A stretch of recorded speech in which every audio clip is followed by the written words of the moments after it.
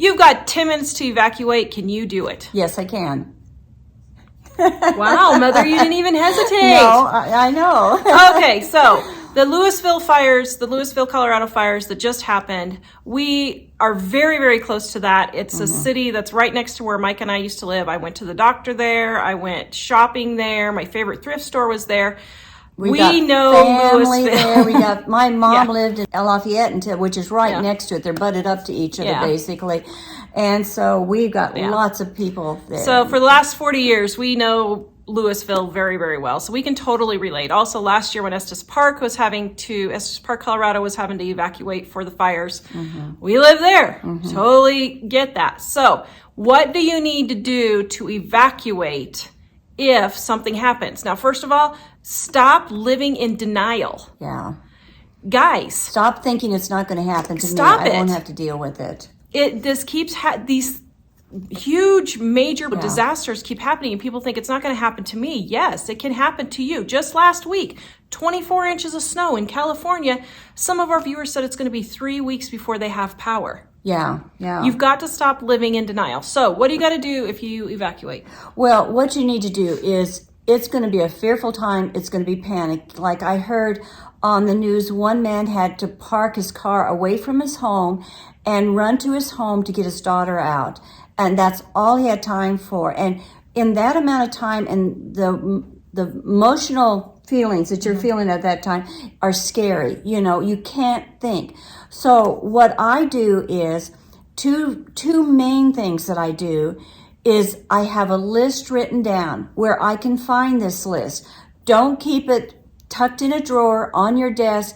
Put it on your refrigerator. We have the day planner. I have a little planner thing that I have the list right where I know. It's marked with red paper clip where I can flip to it immediately. I know where to find the paper. So that's the most important. And on this paper, I put about 5 or 6 of the most important things I have to take out. And I would also put this list in your phone also where you can find it.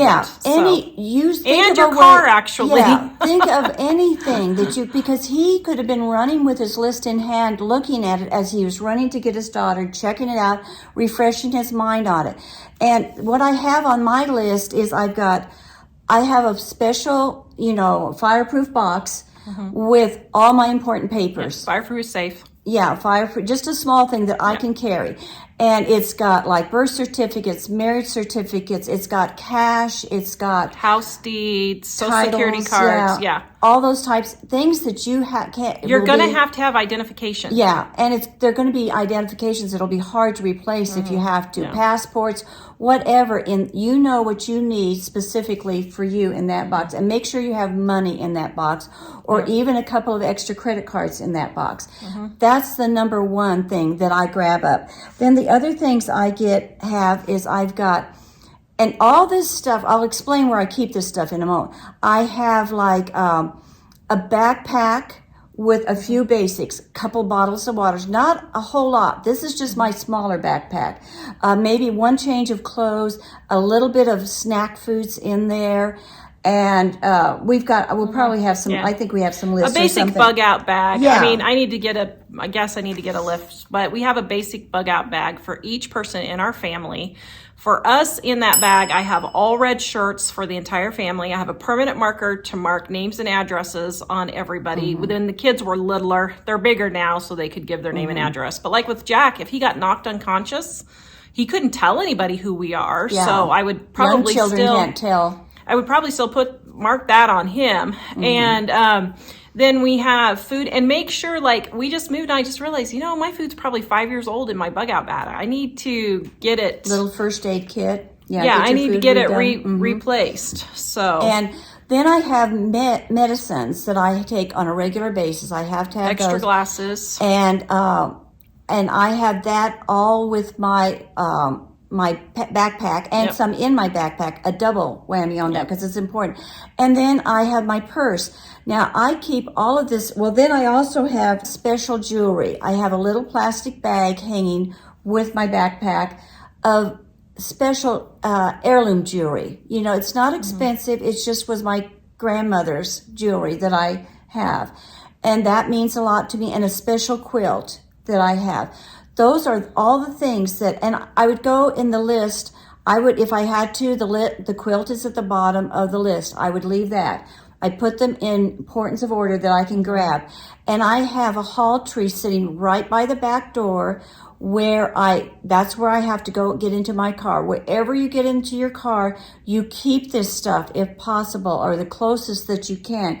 Tar and Mike have their bags out in the garage where they park the garage by the door that goes to the garage.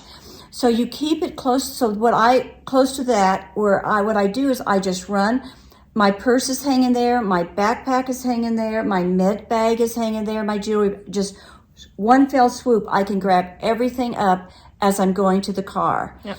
And that's what you need to do. And like I say, you may not be able to keep like the quilt or the jewelry right there, but keep it as close or have a way like at on your way on have out. The list. And at least have the list so that, and know where this stuff is. Keep as much of it together as you possibly can. Yep. And know where you keep it at. And if you have pets, keep extra leashes, extra dog food, cat food, whatever. Yeah, and that type of thing. And so that's the most important thing about evacuating is having that stuff right there ready to evacuate. Now, as far as taking things, I have a big red tote that has family pictures in it. And it's red for a specific reason, so that we can spot it easily, grab it, and take it out to the car. So use cues like that for yourself, like these red totes, these are ultra important. And at the old house, it's not at the new house. I need to find a good place for it at the new house. But at the old house, it was in our office. And you're like, well, Tara, why would you put it in your office? Because it had an exterior window that could easily be broken, and we could get in and get that if we needed to and get it out. If we couldn't get out, because I had nowhere else to store it, but I made sure that it was in a room that had a window.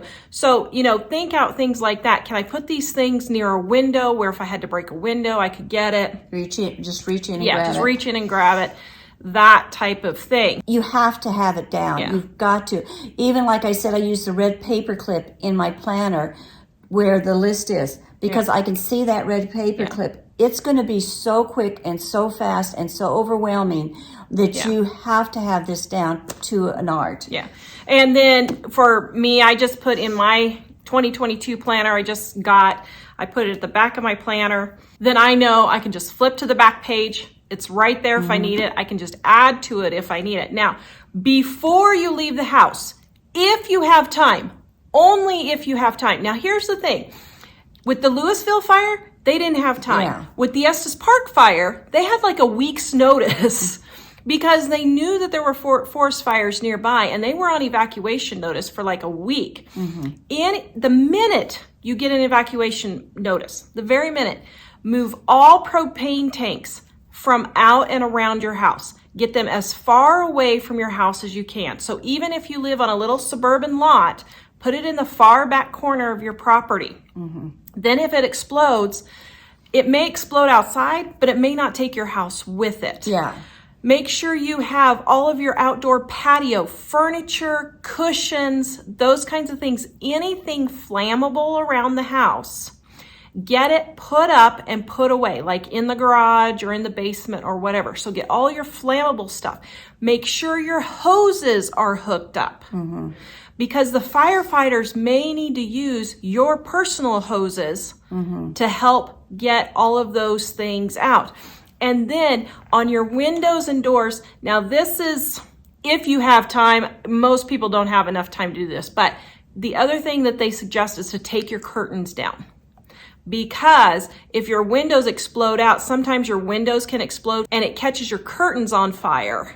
And that's what causes the inside of the house to go.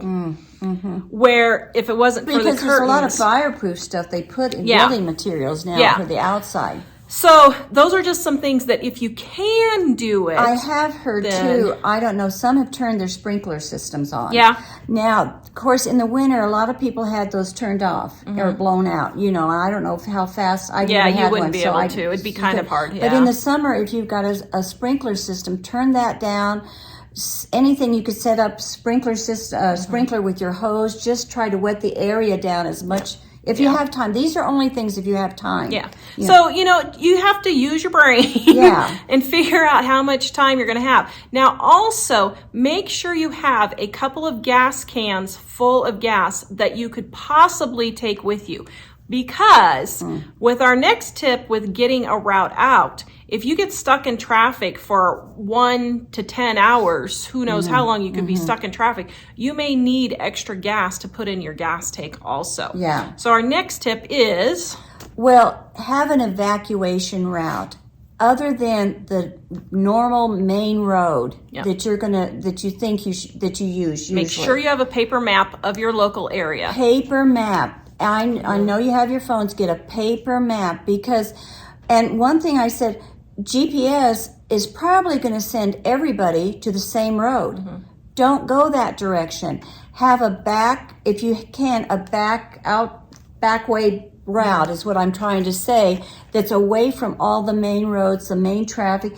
It may take you a longer time to go that route or out that route normally. But when something like this happens, the traffic stalls and you're just stuck in this gridlock, where if you can find a back street to go, even though that's normally a little bit longer route, it's probably going to be a better one. I made arrangements with my son who was across town from me.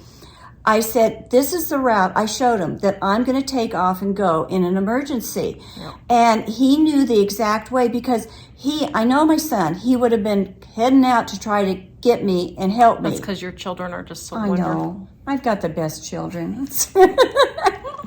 But he would have been heading out to get me, and he would have totally missed me. You'll miss each other, and that's a fruitless type thing to do. Then you're wasting time and everything else in that situation. So I said, this is the route. You stay where you're at. I'll take the back route to get over to you. It would have been better than him coming through main traffic. But I had a route that he went through fields in Kansas, and I had to go way far south and way far west and then back north again to get to his house. But there would be almost no traffic going that route. And so get these routes figured out. If you both work, husband and wife both work, and the kids are at school, you need to have a route that you can figure out, we're going to meet at this point. If this case scenario happens, we're going to meet here. Have a second case scenario. If this happens, we're going to have to meet here. Somehow don't have both the parents, getting stuck in traffic and then nobody's getting home to get to the kids and type of thing. And teach the kids what to do. After this Louisville fire, it's kind of funny because when we had the fires in 2020, I was like, could those fires jump the road and start the prairie on fire? And I thought, well, surely not. They can't. They can. They can. And so you need to teach your kids. And like Jack, I said, okay, Jack, what if you're home alone and and mom calls and said, Jack, you have to get out of the house now. What would you do? And he said, I don't know. And so we walked through what he would do to get out of the house and to get away and a place to meet.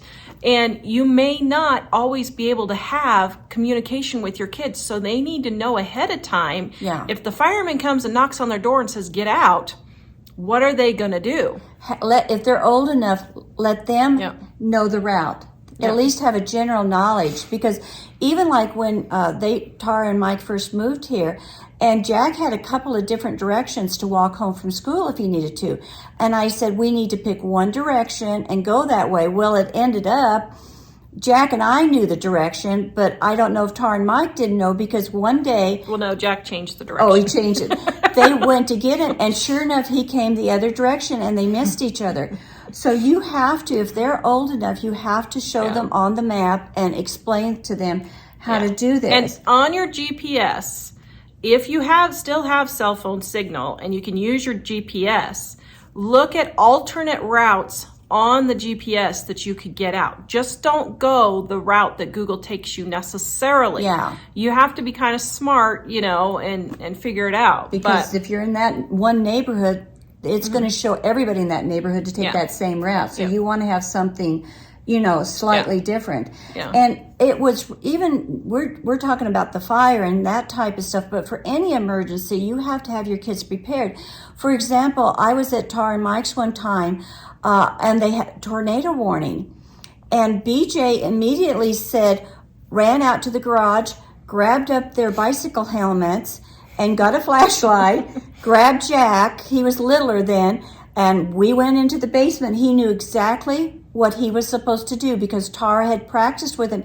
He was calm, and that's what you don't realize. If your kids know what to do, they have a better sense of security and calmness when they know what. It's when they don't know what to do or you don't know what to do, you're panic. Not scaring them.